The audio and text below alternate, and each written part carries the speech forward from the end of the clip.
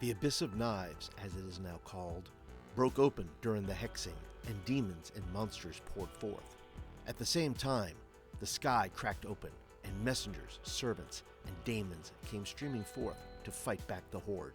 The townspeople fought the evil horde until there were only children left fighting with their handmade knives. There has risen a cult of the Abyss called the Unbound, a group of humans who chose to surrender and serve the demons. They have been given the power to change shape into horrible creatures.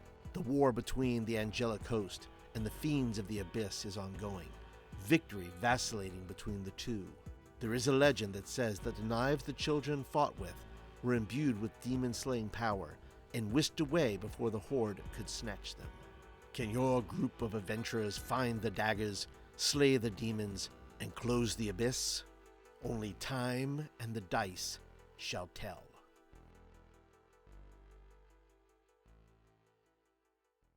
Hey Dice Rollers, Paul here, and I'll be your DM for a while.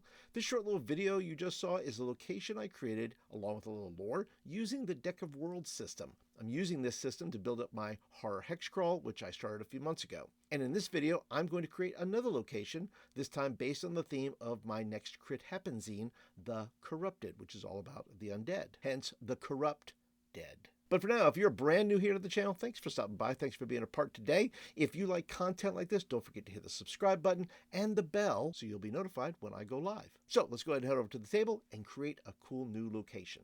All right, here we are back at the table to create another location for my hex crawl of horror, and I'll be using the Deck of Worlds system here, but I'll be using this expansion, the Deck of Worlds, Worlds of Blight and Shadow, a horror expansion. Before I continue though, if you hear a difference in my voice is because I am now using my iPhone and not using my traditional mic. Hopefully there's not too much difference. Before I continue, let me go ahead and explain how this works. My hexes are going to be 6 miles, and I am filling it the way I instruct in the book here.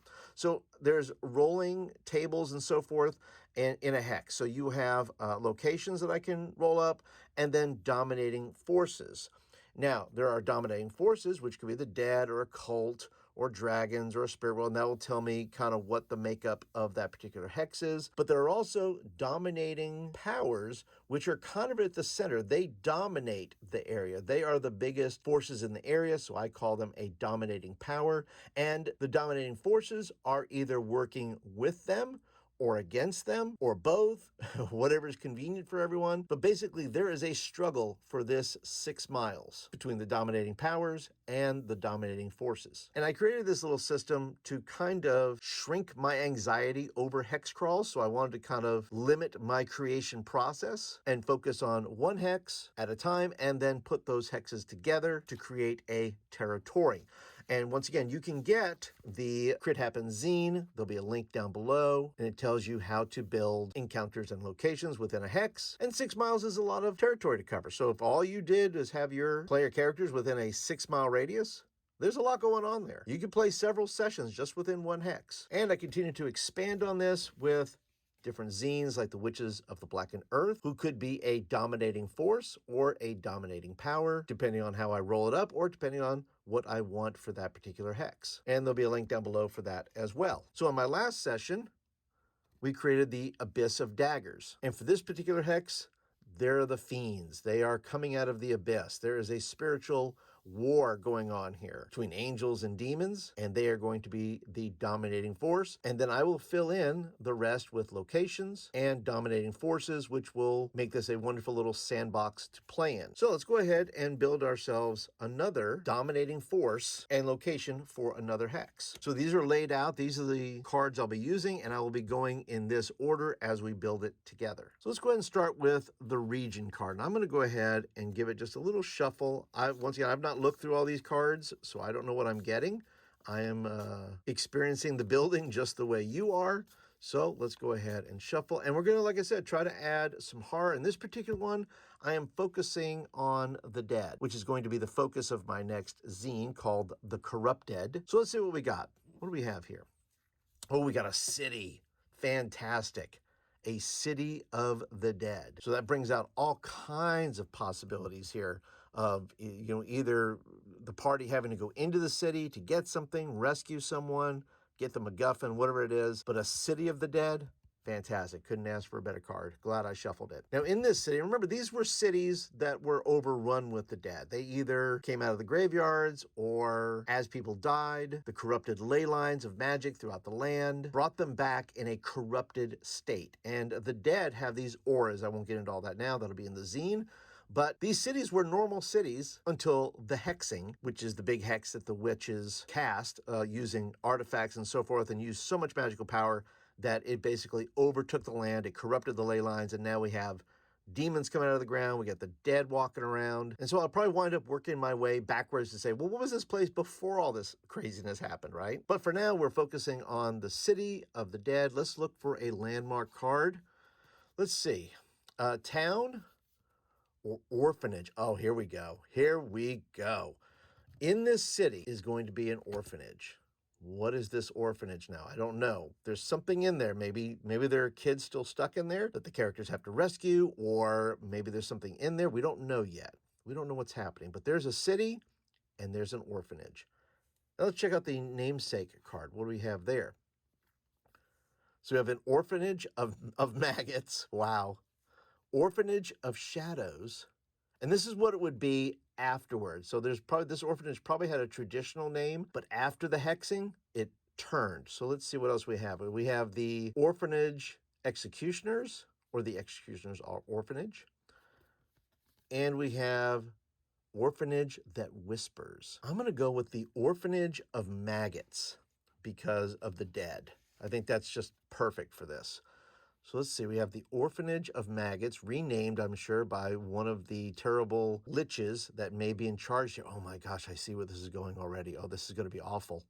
This is going to be awful. A lich with an orphanage of maggots. Oh boy, here we go. All right, so let's go ahead and get with the origin card and see what we get there. What is the origin of this? Site of an infamous heartbreak, shaped by paranormal activity, which this is true, site of a mysterious disappearance, or a state of an ancient bloodline. Now, I am liking that because what if in that orphanage, or maybe how the orphanage was started, was through an ancient bloodline, and now the lich is trying to tap into that ancient bloodline. For whatever reason. Could be for magical reasons, could be for just power reasons, could be for any number of reasons. So let's go ahead, and I'm going to put that over here. So it's a city. There's an orphanage of maggots in the city. And it is an estate, or was established by an estate of an ancient bloodline. Now, that could be a human bloodline. Maybe it's a bloodline of a dead king, an ancient being. We don't know yet. All right, let's go ahead and go to the attribute card. By the way, feel free to leave your comments down below as to how you would do this. I've had a lot of great comments in the last video of how people would have chose differently. I want to hear your choices. This is kind of the direction I'm going, but that may not be what you're thinking. But go ahead and leave a comment down below.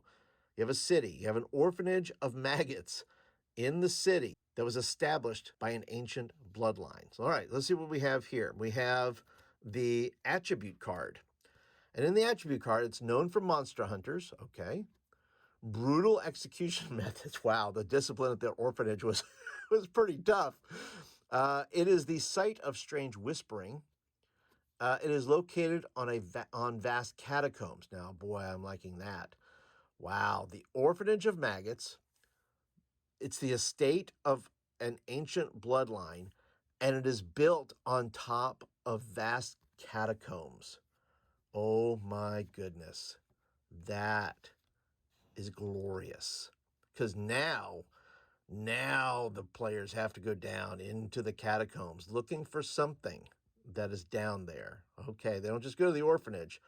They're going down into the catacombs of the ancient bloodline, whoever created this. Maybe there's an artifact there, or maybe there's something down there that the lich is trying to protect. He doesn't want you to have it, or she doesn't want you to have it, because it will undo some things that they are trying to do. And lastly, this will be kind of the adventure hook. why maybe players want to go down there. People have been vanishing without a trace, suspected to be due to a serial killer, abductor, or monster. A new blight is spreading rapidly, causing petrification, forgetfulness, or cannibalistic urges. Okay, this is exactly it here. The blight is the dead, but there are new types of dead, and I have this already kind of written in the rough draft of the zine, where there are different kinds of dead you can use where petrification is an issue. But I also think there might be a cannibalistic cult somewhere made up of humans who worship the Lich. And so they become one of the dominating forces there that are helping the Lich achieve their goal of whatever they're looking for or looking to protect. So this cannibalistic cult that is there is maybe one of the dominating forces the party will meet before they ever get to their main location. And so we'll put that right under here. That gives them the mission. But it also builds out a little bit because, like I said, it has the cult, which is one of the dominating forces that are working for the Lich and the dead. And also there might be some normal people there who are still fighting the dead, and they'll meet up with them as well. All right, so there we go. We have a city. And in that city, we have an orphanage of maggots, which is located on vast catacombs that was established by an ancient bloodline with new kinds of dead that are spreading all over the place who can petrify you. But there's also a cult running around with cannibalistic urges that's helping the Lich either protect or try to find maybe an ancient artifact. But once again, that's my take on these cards. What is your take? Well, leave me some comments down below. What do you see happening in this creation process? Don't forget, if you like this video, go ahead and click the thumbs up button. That tells me you like the video and you want more of them. And don't forget to go ahead and click some of these other videos here, especially if you're looking for tips as a new DM, or if you want to watch the last video where I created the Abyss of Knives. But that's it for today, everyone. Thank you for watching, and I'll catch you all in the next video.